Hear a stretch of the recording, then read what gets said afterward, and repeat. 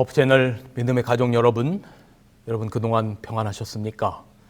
계속되는 요한계시록 말씀, 오늘은 계시록 8장 금양로의 거룩한 향이라는 제목으로 말씀을 드립니다. 먼저 지난 시간 드렸던 말씀을 잠시 정리합니다. 우리가 지난 시간 계시록 7장을 통하여 하나님의 인맞을 자 누구인가라는 말씀을 드렸습니다. 계시록 6장에서 여섯째 인을 떼면서 이 큰 권능의 날에 설 자가 누구인가라는 질문으로 6장이 맞춰졌는데, 그에 대한 답을 7장에서 하면서 하나님의 인을 맞는 사람이 구원을 얻는 사람, 즉 재림의 날에 기쁨으로 설 사람이라고 말하고 있는 것입니다. 그렇다면 어떤 사람이 하나님의 인을 맞을 것인가? 바로 에스겔 8장과 9장에서 하나님의 성소에서 일어나는 가증한 일을 보고 단식하며 우는 자의 이마에 인치라라고 하는 것입니다. 그러면 어떤 사람이 성소에서 일어나는 가증한 일을 보며 울 수 있을까? 하나님의 마음을 아는 사람, 즉 하나님을 진실로 사랑하는 자들이 바로 하나님과 함께 가슴 아파하며 울 수 있는 자들이다. 그런 자들이 하나님의 인을 받을 것이다. 그러면 하나님의 인이란 구체적으로 무엇인가? 하나님의 인은 사람이 볼 수 있는 어떤 표나 도장이 아니고 영적으로나 지적으로나 진리에 굳게 서는데, 왜 굳게 서느냐? 하나님을 진심으로 사랑하기 때문에 굳게 서고, 따라서 그들은 흔들릴 수가 없게 되는 것이죠. 그래서 하나님의 백성들이 이마에 인을 받고 하나님의 백성들은 흔들리지 않기 때문에 이제 인받지 않은 자들은 흔들리게 되는 경험을 하게 되는 것이죠. 여러분, 여기 영감의 글의 말씀을 다시 한번 좀 읽어드립니다. 이 세상에서 주님을 그들의 분깃으로 마음에 모시고 있는 사람은 모두 다 그의 다스림을 받을 것이요, 하나님의 표, 곧 하나님의 인을 받게 될 것이다. 그 표는 그들이 하나님의 특별한 소유물임을 보여주는 것이다. 이와 같이 하나님의 인정을 받는 것은 모든 사람에게 최고의 가치가 있는 것이다. 그를 사랑하고 섬기는 자는 누구나 다 그분의 보시기에 귀한 존재이다. 그렇다면 하나님의 인과 안식일의 관계는 무엇인가? 안식일을 통하여 하나님과 우리 사이에 인을 삼으셨다, 표징을 삼았다라고 에스겔 20장 12절에는 그렇게 기록하고 있습니다. 인의 3요소가 있다고 말씀을 드렸죠. 이름과 직함과 통치 영역인데, 이 세 가지가 다 있는 것은 유일하게 성경의 안식일 계명 안에 들어있다라고 말하고 있습니다. 십계명의 넷째 계명 가운데 안식일 계명을 통하여 이름은 나 여호와, 직함은 창조주, 통치 영역은 하늘과 땅. 그래서 바로 이 안식일은 하나님과 그분의 백성을 특별한 관계로 만드는 바로 인이요 표징이라고 말씀을 드렸죠. 여기 영감의 글의 말씀을 다시 한번 읽어드립니다. 안식일은 이스라엘이 애굽을 떠나서 지상의 가나안에 들어가는 표징이 된 것처럼 이제 하나님의 백성이 세상에서 나와 하늘의 안식으로 들어가는 표이다. 안식일은 하나님과 그 백성 사이에 존재하는 관계의 표징, 곧 그들이 하나님의 율법을 공경하는 표이다. 그것은 하나님께 충성된 이들과 범법자들을 구별한다. 십계명 중에서 오직 넷째 계명만이 위대한 입법자시요 천지의 창조주 되신 분의 인을 가진다. 그래서 재림 전에 있을 선과 악의 싸움의 중심에 안식일과 일요일이 대두가 됩니다. 하나님이 창조주이시라고 하는 표인 안식일과 중세 교황권이 임의로 바꾼 일요일, 계시록 13장은 짐승의 우상, 즉 일요일 강제 법령이 내려질 텐데, 그때 매매를 못하게 하고 심지어는 죽이라고 하는 명령이 내려질 때에도 안식일에 충성을 다할 수 있는 사람이 누구일까? 바로 어떤 비즈니스로 인하여 하나님의 계명을 지키는 자가 아니고 껍데기만 안식일을 지키는 자가 아니라 하나님을 진실로 사랑해서 굳건한 믿음 가운데 하나님의 계명을 순종한 자들이 그 어떤 핍박이 와도 하나님을 사랑하기에 안식일을 끝까지 충성되이 지키는 무리가 될 것이라고 하는 것이죠. 이렇게 이 땅의 모든 환난 가운데 승리한 자들이 마침내 하늘 유리바닷가에 서게 될 것인데, 이 상징수인 바로 인맞은 자 14만 4천, 즉 구원받은 헤아릴 수 없는 많은 무리가 가지는 공통적인 특징이 있는데, 그 특징은 바로 어린 양의 피에 그 옷을 씻어 희게 하였다. 그 말의 의미가 무엇인가? 여기 영감에 그는 이렇게 기록하죠. 하나님의 인을 받은 자들, 즉 주의 양자로 택함을 입은 아들과 딸에게서는 갈바리 십자가의 표를 보았다. 속죄의 피가 바로 하나님의 인의 핵심적인 이 중심적인 중요한 키가 되는 것이죠. 우리는 이러한 말씀을 지난 시간에 살폈습니다. 자, 이제 오늘은 계시록 8장으로 저희가 넘어가는데, 지난 시간 계시록 6장과 7장과 8장의 관계를 설명을 드렸습니다.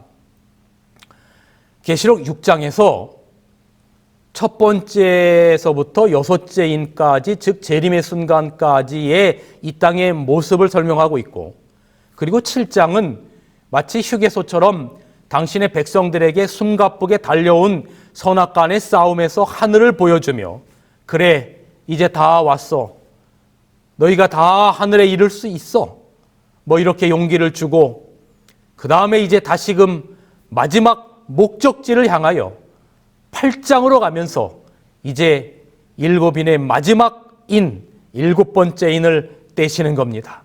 자, 8장 1절. 일곱인을 떼실 때에 하늘이 반시 동안쯤 고요하더니,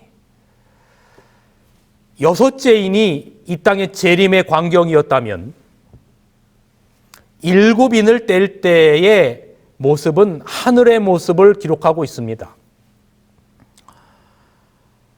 여섯째 인이 이 땅의 재림의 광경인 그 시와 8장에서 일곱인을 뗄 때에 하늘이 반시 동안 고요하는 그 시는 같은 시간입니다.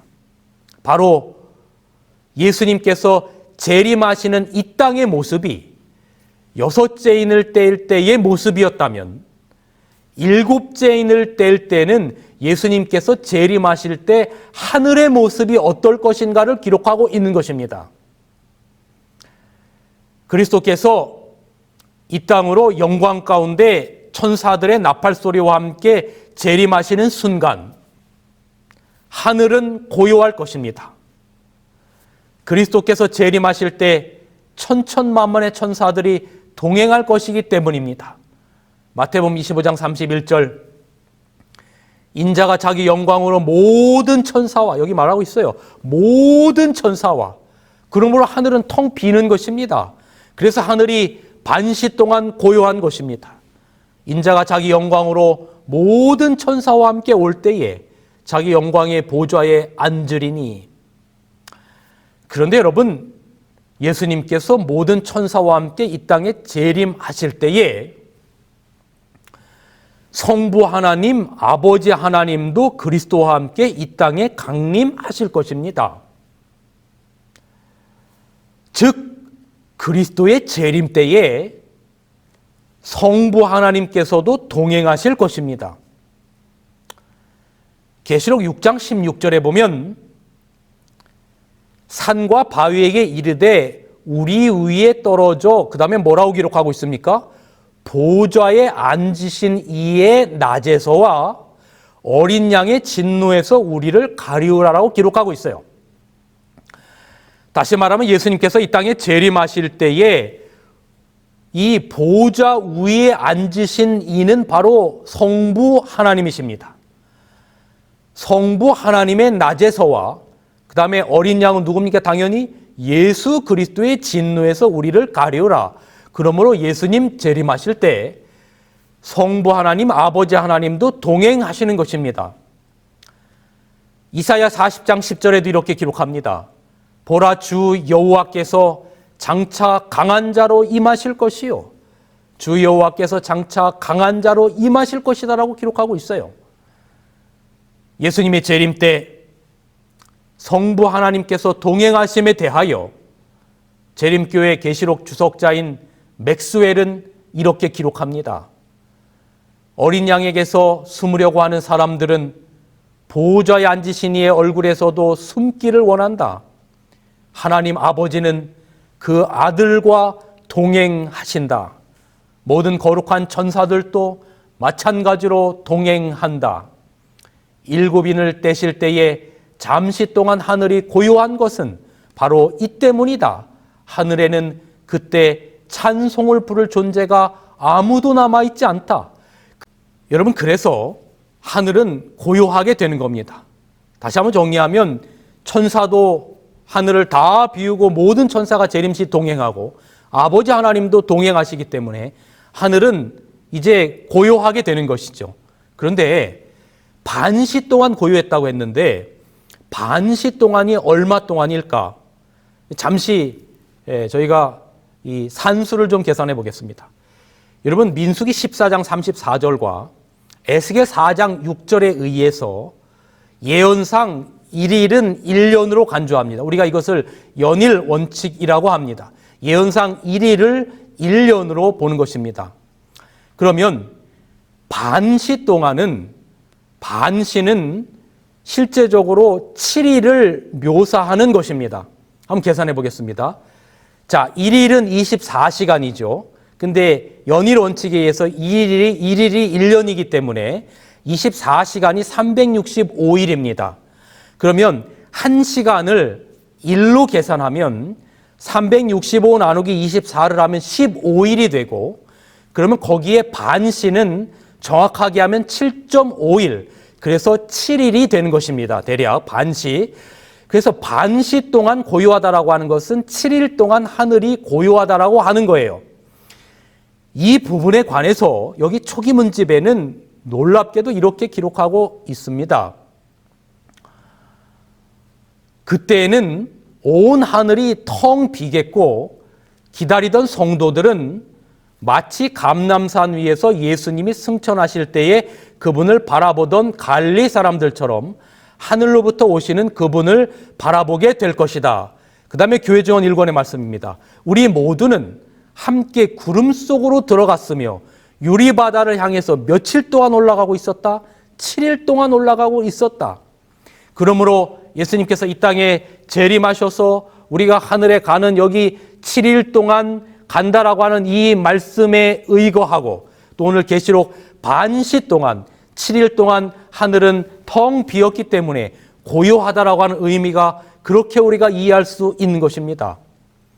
이렇게 우리의 시선을 하늘로 돌리고 다시금 이 땅에서는 요한계시록 8장에 구원받은 자들은 이제 우리가 하늘로 그렇게 들림을 받을 것이고, 이 땅에서는 악인들에게는 심판이 벌어지는데 그 벌어질 7나팔의 심판이 이렇게 기록되어 있습니다. 계시록 8장 2절, 내가 보매 하나님 앞에 시위한 7천사가 있어 7나팔을 받았더라. 6절입니다. 7나팔을 가진 7천사가 나팔 불기를 예비하더라. 그리고 7절부터 천사들이 7나팔을 불자 이 땅에는 구원받지 못할, 하나님의 인을 받지 못하는 백성들에게 여러 가지 일들이 벌어지죠. 바로 피 섞인 우박과 불, 그 다음에 불붙은 산, 떨어지는 별, 해와 달 별들이 빛을 잃고 황충 등 여러 가지 수많은 재앙들이 이제 기록이 되어 있습니다. 자, 여러분, 계시록 6장에서 다섯째 인을 떼실 때에 순교한 하나님의 백성들이 이렇게 외쳤던 거 기억하십니까? 계시록 6장 9절로 11절에 하나님, 우리의 이 고통을 언제까지 신원하여 주지 않으시렵니까? 언제까지 모른 채 하시렵니까? 이에 대한 답을 하나님이 하시는 겁니다. 근데 그 답을 말씀드렸던 것처럼 7장에서 하지 않고 한 장 건너서 8장에서 오늘 본문에서 답하시는 겁니다. 뭐라고 답하십니까? 얘들아, 내가 너희들의 고통을 모르는 게 아니야. 너희들을 고통 속에 넣었던 모든 악인들에 대한 심판이 있을 거야 하는 것을 말하는 겁니다. 그러므로 일곱 나팔이 불 때 있는 일들은 바로 구원받은 자들에 대한 구원이고 또 7일간 하늘을 올라가는 그 영광도 되지만 구원받지 못한 하나님의 인을 받지 못한 이 땅의 모든 자들에게 내리는 하나님의 심판이 바로 6장에서 우리의 피를 언제까지 신원하여 주지 않겠느냐라고 하는 하나님의 답이 되는 것입니다. 여기 계시록 8장 13절 내가 또 보고 들으니 공중에 날아가는 독수리가 큰 소리로 이르되 땅에 거하는 자들에게 화가 있으리로다. 땅에 거하는 자들 즉 하나님의 인을 맡지 못한 자들에게 화가 있으리로다. 하나님의 백성들을 핍박하고 괴롭혔던 자들에게 화가 있으리로다. 계시록 9장 4절에도 화를 이렇게 기록하죠. 저에게 이르시되 땅의 풀이나 푸른 것이나 각종 수목은 해하지 말고 오직 이마에 하나님의 인 맞지 아니한 사람들만 해하라 하시더라.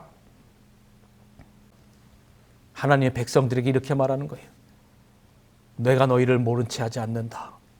반드시 악인에 대한 심판이 있다. 나팔소리와 함께 두렵고 떨리는 악인에 대한 심판을 8장과 9장을 걸쳐서 기록하고 있는 것입니다. 그럼 일곱 나팔의 목적이 무엇입니까? 그저 악인에 대한 심판인가? 일곱 나팔의 목적은 세 가지의 목적이 있는데 첫째는 하나님께서 그분의 신실한 백성들의 기도를 기억하여 응답하사 악인들을 심판하신다는 것이고 둘째는 죄인들을 회개시킬 목적인 것이고 셋째는 예수님의 재림을 준비하게 하려고 하는 목적으로 일곱 나팔을 부신 것입니다. 그러면 오늘 우리는 8장에서 두려운 심판에 우리의 초점을 맞추어야 하는가? 아닙니다. 제가 계시록을 시작하며 언급드린 것처럼 계시록의 초점은 그 어떤 환난이나 그 어떤 핍박의 물이나 뭐 이런 것들이 초점이 아니고 계시록의 초점은 어린 양이신 예수 그리스도이십니다. 바로 그것을 오늘 계시록 8장을 통해서도 우리가 예수 그리스도께 우리의 초점을 맞춰야 하는 겁니다. 그러면 오늘 우리는 어디에서 계시록 8장에서 예수 그리스도를 특별히 보게 될 것인가? 저는 바로 금양로의 거룩한 향연에서 예수 그리스도를 보는 것입니다. 계시록 8장 3절부터의 말씀입니다. 또 다른 천사가 와서 제단 곁에 서서 금향로를 가지고 많은 향을 받았으니 이는 모든 성도의 기도들과 합하여 보좌 앞 금단에 드리고자 함이라. 향연이 성도의 기도와 함께 천사의 손으로부터 하나님 앞으로 올라가는지라. 천사가 향로를 가지고 단 위에 불을 담아다가 땅에 쏟음에 뇌성과 음성과 번개와 지진이 나더라. 여러분, 이 말씀을 이해하기 위해서 구약의 성소로 잠시 가보겠습니다. 성소의 첫째 칸의 분향단에서 매일 2차례 향이 피워졌습니다. 매일 첫 제사가 드려질 때와 마지막 제사가 드려질 때에 향이 드려진 겁니다. 출애굽기 30장 7절로 8절 아론이 아침마다 그 위에 향기로운 향을 사로되 등불을 정리할 때에 살을 찌며 또 저녁에 등불을 켤 때에 살을 찌니 이 향은 너희가 대대로 여호와 앞에 끊지 못할 것이며 기록했어요. 그래서 아침 저녁으로 피워졌던 이 향이 바로 성소의 첫 번째 칸에 있었지만 그 향이 하나님의 영광이 거하는 지성소까지 들어가게 된 것입니다. 레위기 16장 13절 여호와 앞에서 분향하여 향연으로 증거계 위 속죄소를 가리우게 할지니 그랬어요. 그런데 그 향에 바로 양의 피가 뿌려져서 지성소 하나님의 영광 가운데로 넘어갔다는 것을 기억해야 합니다. 향이 피워질 때 거기에 양의 피가 뿌려져서 그 양의 피와 함께 향이 하나님의 지성소로 넘어갔다라고 하는 것을 우리가 인지하고 있어야 하죠. 자, 이 말은 분향단에서 피워지는 향은 성도들의 기도를 표상합니다. 거기에 어린 양의 피가 뿌리워져야 하나님 보좌 앞으로 상달될 수 있다라고 하는 의미를 가지고 있는 것입니다. 오늘 우리가 기도할 때에 맨 마지막에 예수님의 이름으로 기도합니다 하는 것은 바로 예수 그리스도의 속죄의 피를 우리의 기도에 뿌려야만 기도가 정결케 되어 하나님 보좌 앞으로 드려진다는 의미인 것입니다. 그러므로 예수님의 이름으로 기도합니다라고 하는 말의 엄격한 의미는 예수 그리스도의 속죄의 피에 의지하여 기도합니다라고 하는 의미인 것입니다. 자, 다시 이제 계시록 8장 3절로 4절의 말씀을 다시 한번 보겠습니다. 또 다른 천사가 와서 제단 곁에 서서 금향로를 가지고 많은 향을 받았으니 이는 모든 성도의 기도들과 합하여 보좌 앞 금단에 드리고자 함이라. 향연이 성도의 기도와 함께 천사의 손으로부터 하나님 앞으로 올라가는지라 그랬죠. 천사는 금향로를 가지고 번제단 곁에 서서 많은 향을 받았습니다. 금향로와 향은 그리스도의 중보 사역을 상징합니다. 특별히 금향로는 모든 성도의 기도와 탄원을 담는 것을 의미합니다. 그래서 모든 성도의 기도와 합하여라고 하는 말은 성도들이 그리스도의 이름으로 기도를 드리면 그 위에 향이 첨가되어 천사의 손에 의해 하나님 앞으로 올려진다는 것이죠. 그러면 성도의 기도에 합해지는 그 향이 무엇인가? 바로 그것은 그리스도의 의를 예표하는 속죄의 공로입니다. 여러분 여기 영감의 글의 말씀을 보시겠습니다. 그리스도의 피만이 공효가 있다. 그것만이 우리의 죄를 속죄할 수 있다. 우리로 하나님께 가까이 나아갈 수 있게 하는 것은 하나님의 독생자의 피요. 그분의 피만이 세상의 죄를 가져다 버릴 수 있다. 오늘 온 하늘은 매일 아침 저녁으로 기도하는 각 가정을 바라보고 있다. 속죄의 피를 상징하는 향을 가진 천사들이 하나님께 나아간다. 여러분, 우리의 기도가 아침 저녁으로 드려질 때 거기에 예수 그리스도의 속죄의 피의 공로가 더해지는 겁니다.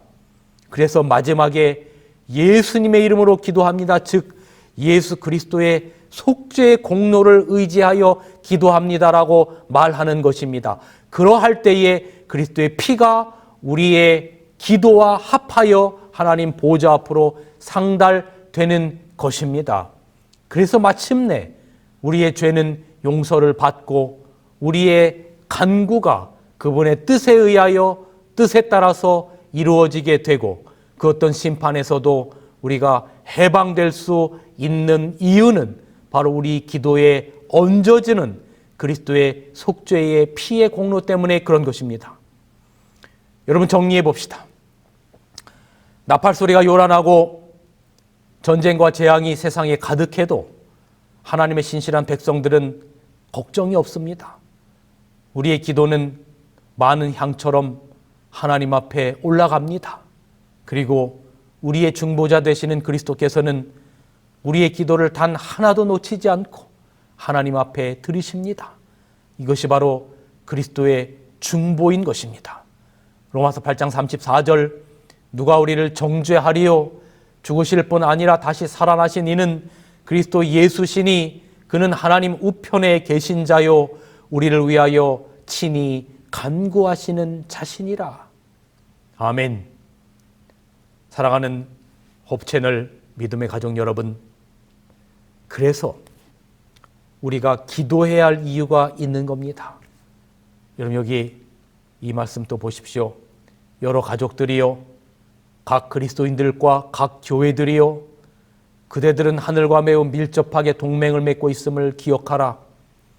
주님은 이 낮은 땅에서 적과 싸우고 있는 교회에 대하여 특별한 관심을 갖고 계신다. 기도하는 성도들을 위해서 천사들은 향연을 드리고 있다. 그렇다면 서늘한 일몰 시간에 모든 가족들의 저녁 기도가 꾸준히 하늘에 올라가도록 하고 우리를 위해서 십자가에 달리시고 부활하신 구주의 공로를 하나님께 말씀드리도록 하자. 사랑하는 성도 여러분, 중요한 것은 우리가 기도의 향연을 계속 드리는 겁니다. 결단코 그 기도는 허지로 돌아가지 않을 것입니다. 여러분의 기도가 여러분이 원하는 시간, 여러분이 원하는 방법대로 이루어지지는 않는다 할지라도 주님은 여러분의 기도를 주님의 시간에 주님의 방법으로 이루어지도록 해줄 것입니다. 이제 저는 말씀을 정리하면서 여기 치료봉사의 말씀을 읽어드립니다. 사람이 자신의 무력함을 느끼고 구주의 공로에 완전히 의지하는 것보다 더 힘없어 보이는 것이 없지만 실상은 그보다 더 강력한 것도 없다. 가장 약한 사람도 기도와 하나님의 말씀의 연구와 그분께서 함께 계심을 믿는 믿음으로 살아계신 그리스도와 연결되어 살 수 있다. 그리고 그분께서는 그들을 붙드셔서 그들이 결코 떠나가지 못하게 하실 것이다. 여러분, 열심히 하나님의 말씀을 여러분의 것으로 만드시기 바랍니다. 재림 직전에 말씀의 기갈이 있을 것입니다. 그때 우리를 주님께로 서게 하는 것은 그분에 대한 사랑과 그분의 말씀이 우리를 굳건하게 반석 위에 서게 할 것입니다. 날마다 열심히 하나님과 그가 보내신 예수 그리스도를 알고자 힘쓰는 자는 심령의 힘과 능력을 얻을 것이다. 아멘. 성경을 부지런히 상고함으로써 얻은 지식은 적절한 시기에 기억 속에 번개같이 떠오를 것이다. 그러나 그리스도의 말씀에 정통하게 되기를 등한히 하고 시련 가운데서 당신의 은혜의 능력을 전혀 시험하지 않았다면 그들은 성령께서 하나님의 말씀을 기억나게 하여 주시리라고 기대할 수 없을 것이다. 그들은 날마다 일편단심으로 하나님을 섬기고 그 후에 그를 의뢰해야 할 것이다. 아멘. 주님의 재림이 가까운 이때에 하늘에서 우리를 위해 중보 기도를 드리고 계시는 주님을 의지하며 기도와 말씀과 주님과 함께 그렇게 살다가 마침내 우리 주님 성부 하나님과 함께 온 하늘 천사들과 함께 동행하실 때 그 자리에 참여하여 마침내 7일간 하늘 유리바닷가를 향하여 여행하는 그 놀라운 특권을 여러분과 제가 누리기를 간절히 바라면서 오늘 말씀을 줄이겠습니다.